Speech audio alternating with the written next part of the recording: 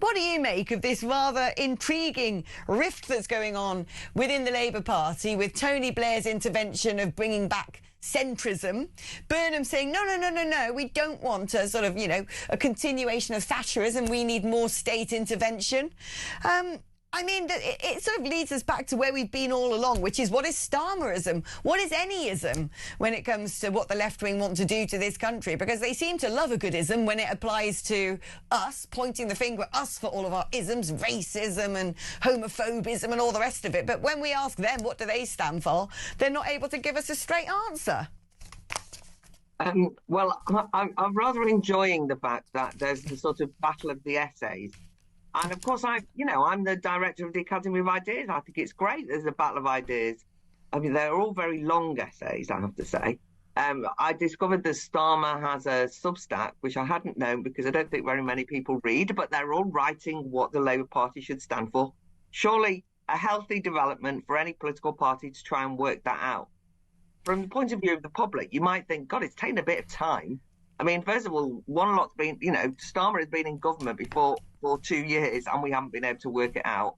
And Andy Burnham, for all his Burnhamerism, I can't say it either, whatever Burnham is about to stand for, has already announced, I think we're on 6 U-turns of things which he felt very passionately about before, but because he's now standing in Makerfield, he can't really say that he would stand for now. So it's like what he believes is hard to know. But let's take it at face value. The main thing I'd say is he's attacking neoliberalism. And it's this idea that for 40 years, the state has been rolled back.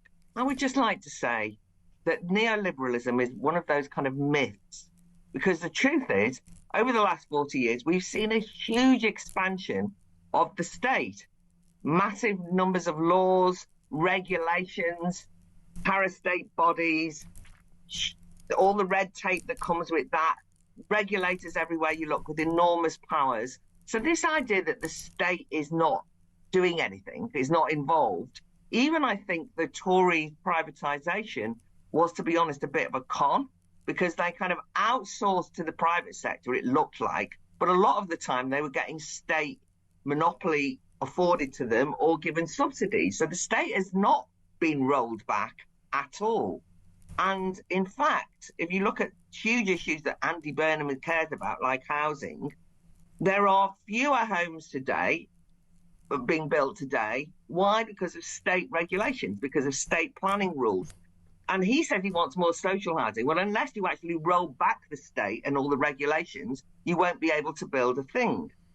He said he wants to have state water, right? Well, I just saw Matthew Lesh. I mean, in some ways, the water is such a disaster, privatised water, that you sort of have some sympathy. But then you look at it and you think, oh, my God, Matthew Lesh did a funny thing, which was one of the commentators on this said, there's 7,500 pages of legislation affecting water and regulations and SIs and environmental agency rules and so on and so forth, which means that you just cannot build any infrastructure in relation to water. I mean, when you think about that, that's absolutely mad, right? We are not able to do anything because there's too much state.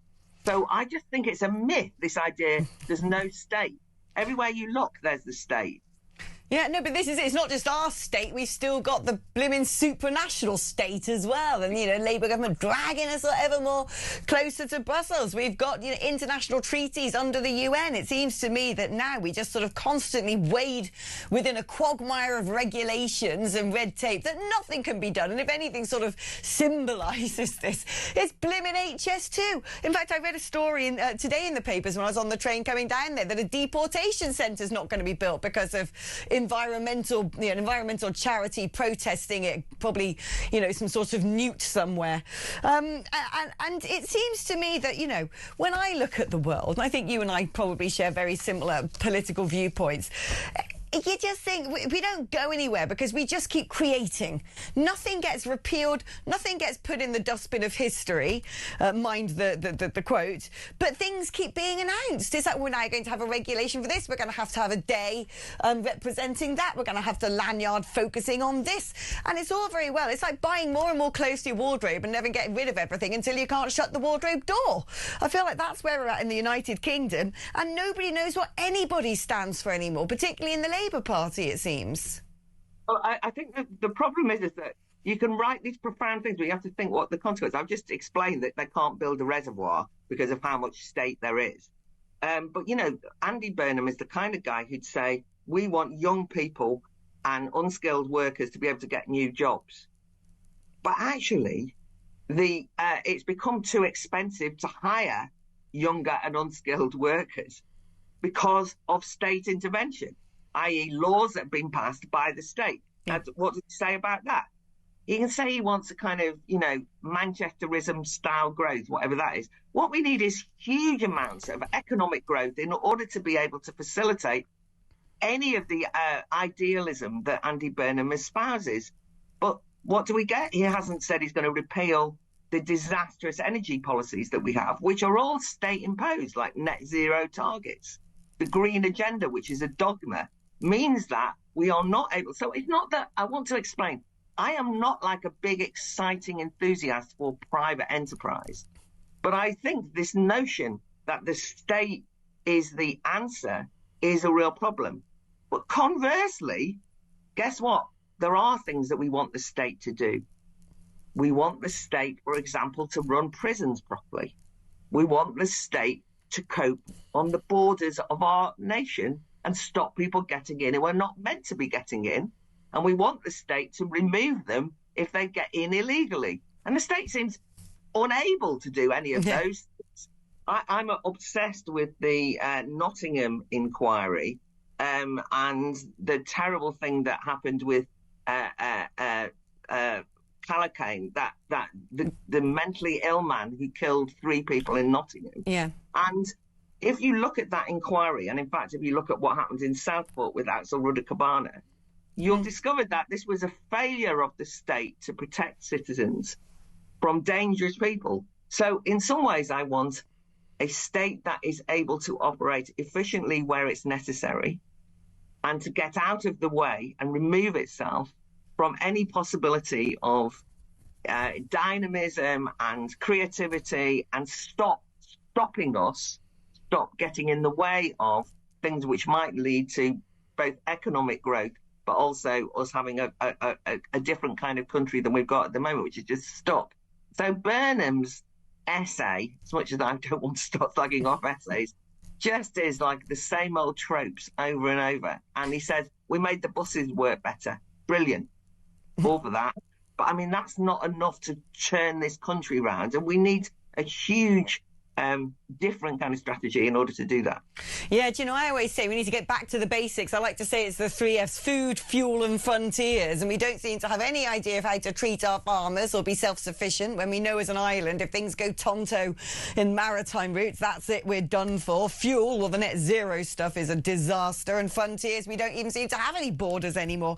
And then instead it's all been replaced by lanyardism. And I want to ask, talking about lanyardism, and it's kind of what you're talking about, the Valdo Callaghan inquiry. How on earth did this schizophrenic, you know, forego taking his medicines or, you know, any sort of incarceration to protect the general public? Well, because racism. Same with Axel Rudder-Cabana, who, you know, they'd stopped referring him to Prevent because it started to look a little bit racist. And now you've got the tragic story of young Henry Novak, the 18-year-old, who has died while being arrested by the police for allegedly being a racist. And it transpires now that his assailant was the one, after stabbing the guy, this Sikh man, phoned the police and said, I've suffered a racist attack, to cover his back, disposed of his weapon. The police turn up, and because they're all brainwashed into hearing racism, gotta act because racism, a young man dies.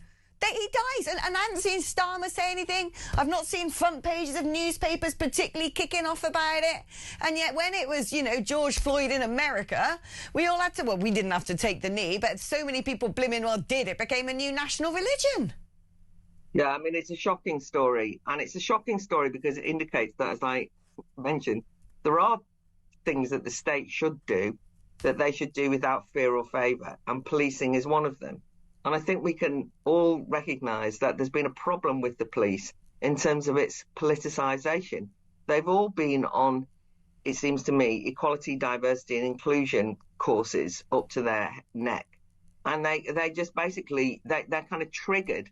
You know, so if somebody says that's a hate crime, they immediately accept that that was a hate crime. If somebody says this is, you know, we've seen loads of examples, haven't we, of where they say, oh, that's exclusionary of trans people. We need a trans inclusive policy. And they lose their minds and basically, you know, go on pride marches. It's only just been clarified by the law that the police are not meant to go on pride marches, join in as trans allies, not because they're policing the demo, but they're actually going as participants. And this example of this tragic story is a situation where officers turn up, and because somebody said the word racism, as you say, they immediately think they know who the culprit is, and they immediately think that the person who says that they were racially attacked must be the victim, when it was completely the other way around. That would indicate that policing is completely messed up. It doesn't know how to make a distinction between, first of all, an accusation and the truth.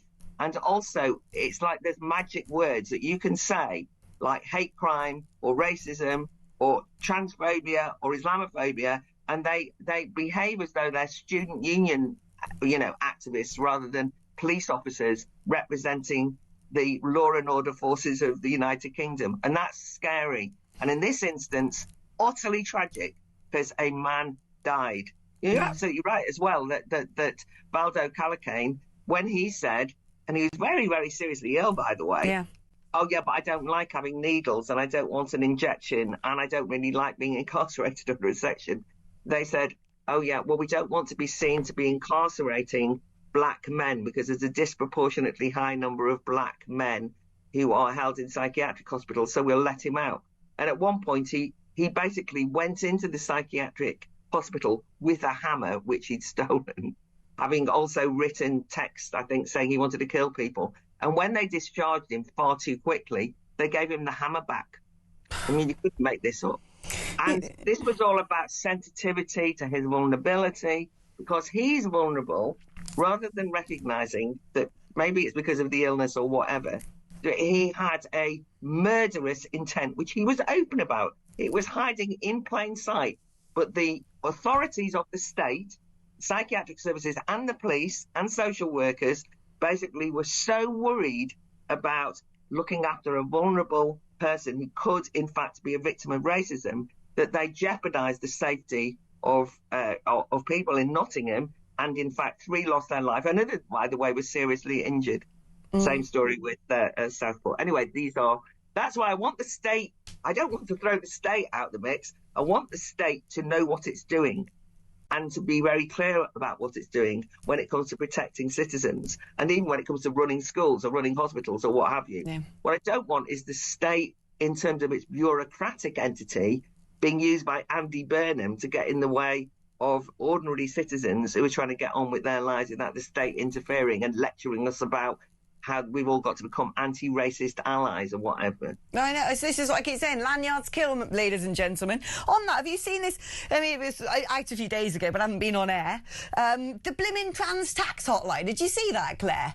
It's like, you know, now it's like, well, we've got to have single-sex spaces. We've got to have women-only toilets. Great, thank you. But they can't let it go, can they? Apparently, HMRC have established some sort of special tax hotline for trans people. I mean, I'm sorry, is wearing a dress preventing them from, I don't know, filling out their self-assessment form? I don't get it. I know, it's so mad. I mean, this really is pathetic. But also, it's an indication of the fact that HMRC Tax Office has got a terrible system where you all have to wait hours and hours and hours, days, to get through to anyone, to actually talk to a human, to sort out your tax affairs. But apparently, if you're a trans person, you get a super fast service. and the only other people who get it, which, by the way, I didn't even know this, are MPs or dignitaries. Oh. I don't know if I count. I might be able to, as a baronet, I might be able to phone up and get through super quick. I mean, the whole thing is absolutely ludicrous. But I think that's all I'm saying is that this is what the state preoccupies itself with. This is what the civil service is like. They are meant to be servants of the political governing class and do what is required and so on. But they are themselves politicised around these EDI priorities, and it makes a mockery. It's no wonder people become cynical about any state bodies when this is what's going on. Well, can I just finish on that saying, Baroness Claire Fox, on this here station, you are a dignitary to us. Thank you ever so much for coming on the show. At least.